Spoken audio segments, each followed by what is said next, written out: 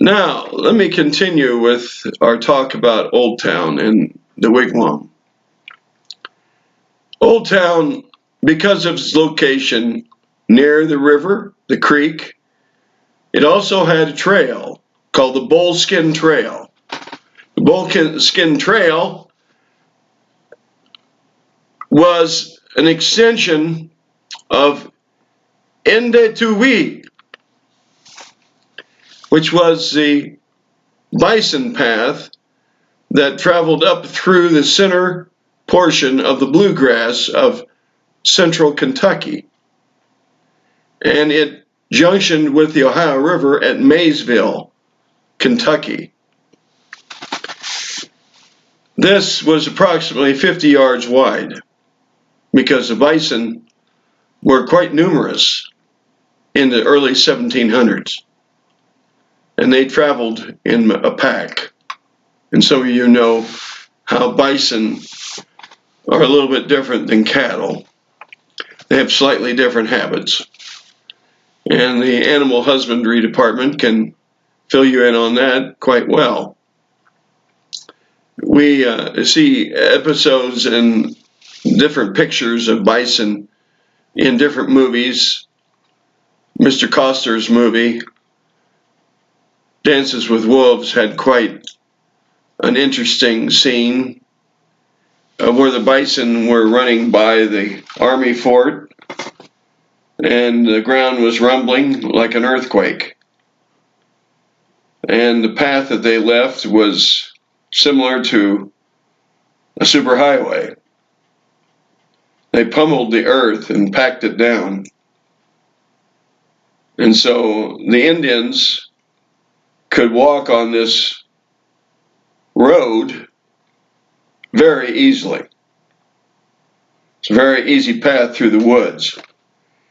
Now, those are the situations that people had to deal with regularly here in Ohio. And when the Shawnees were forced to move to Old Town, they were forced then to adjust to the local trees and use those trees to their benefit, which was, there's a form of willow, there's sassafras, hickory, there are different strains of locust, black locust, and there is always oak. There's some 15 or more varieties of oak here in Ohio. Now, how did they do this, you may ask? How did they build these wigwams? Well, first of all, the women of the tribe did the labor. The men did not help in building the wigwams. That was delegated and relegated to women. Now, men may have helped cut poles, but the women took these poles, placed them in the river or the creek for at least 3 days. The bark on the exterior of the wood, the outer layers of the wood, not the cambium, but the outer layers containing the bark, became quite soft. And the bark then was stripped right off those layers, and the poles were taken wet to a site where at least one sapling had been bent over on a 180-degree curvature. So there was an arc. Now, in the woods, the wigwams were built slightly different than they were in the cleared ground.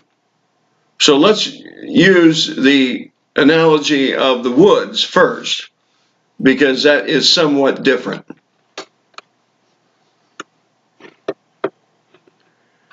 I think that they built in such a way to not waste time or energy, because the Indians were very methodical, very creative, and they did things according to their religious practices also.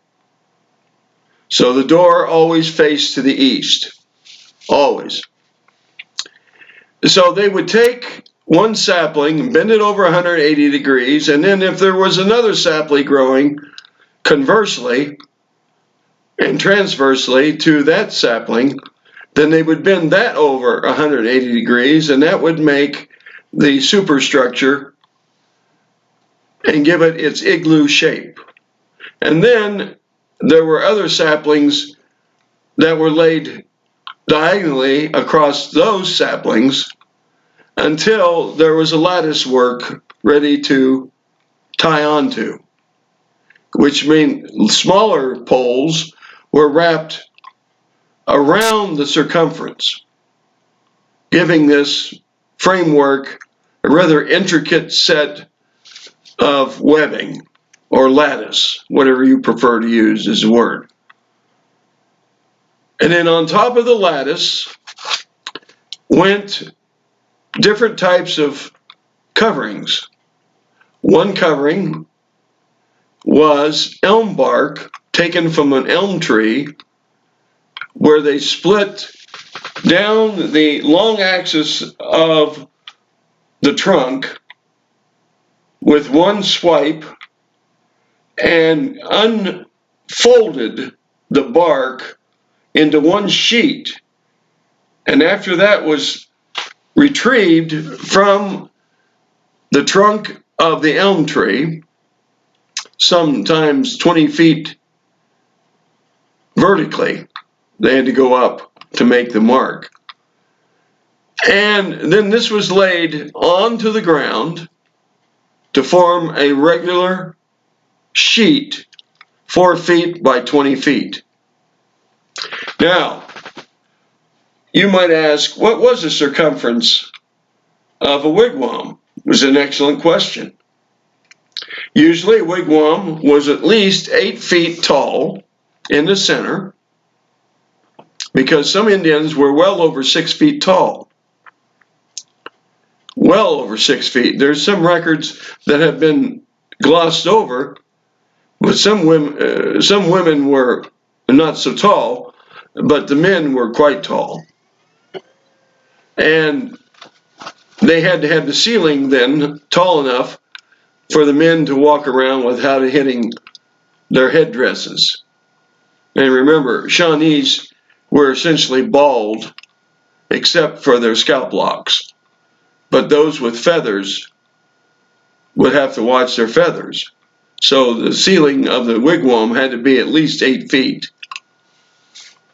Because you take a 6'6" man, he had feathers on his head that might stick up at least another 6 inches or more.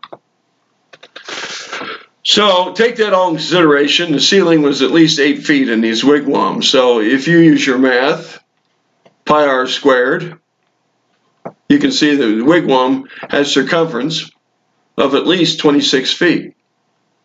At least, because it had to be 8 feet by 8 feet. If you get my meaning. If you don't, you can work it out in your own paper and pencil, or use a computer model. Now, when you see the pictures of this, it makes perfect sense to someone that's mathematical. Now, if you're not so mathematical, it's an igloo shape, which is an arch with another arch over that arch, and then covered with bark. Now, along the creek, there were bulrushes and lily pads and other types of grasses. Sometimes these grasses were woven into mats. Sometimes these bulrushes were used to make a blanket, putting one bulrush next to another and sewing this all together. It made a skirting that came up the side of the wigwam about 3.5 to 4 feet. Depends on the length of the bulrush. So they made an even skirt that went around the circumference. This kept out the cold and the varmints, little animals. Now, on top of that, overlapping that, was the skins of animals covered by the hair. The hair wasn't removed sometimes on the skins. They didn't always tan the hair off. So when they had a number of hides, they would lay hides on the exterior of the wigwam over the bark. So it would serve 2 or 3 purposes: drying and also keeping the elements out of the bark. So you have a very tidy, warm little unit in no time at all. I think if you watched 4 Indians building a wigwam, you'd see it go up pretty fast, just a matter of hours, because it's something they did regularly, and being that the Shawnees were essentially nomads, they moved frequently, then they were in practice. Now, when you look at these pictures of the wigwam, you'll see what modern interpreters have done. And I'm going to show some pictures here that are in Clark County at the New Boston Fair. The reenactors have taken great pains over there and have hired outsiders to come help them. And some of these outsiders are very skilled and very, very detailed in their appearance. They've gone to great lengths to keep the historicity of this particular type of dwelling. It's very much appreciated.